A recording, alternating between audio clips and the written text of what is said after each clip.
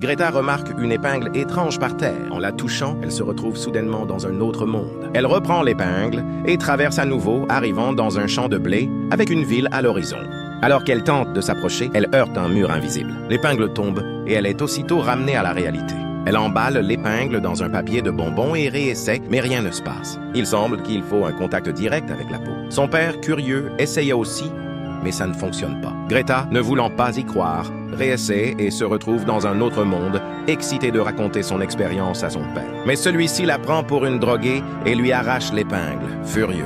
La nuit, Greta prend discrètement l'épingle et part à vélo vers sa destination. Cette fois, elle entre bien dans la ville du futur. Mais soudainement, ses mouvements deviennent plus lents. En baissant les yeux, elle réalise que l'énergie est épuisée. Elle cherche quelqu'un pour l'aider, mais c'est trop tard. Le compte à rebours se termine et l'épingle perd son pouvoir. Pour essayer de retourner dans le futur, Greta cherche en ligne et découvre qu'une boutique a encore des épingles en stock. Elle demande à son frère de la couvrir et part seule. Le lendemain, Mona vient la voir. Le frère de Greta tente de mentir, mais son excuse est vite percée. Et il finit par tout avouer. Mona pâlit en entendant la vérité. Greta arrive enfin à la boutique.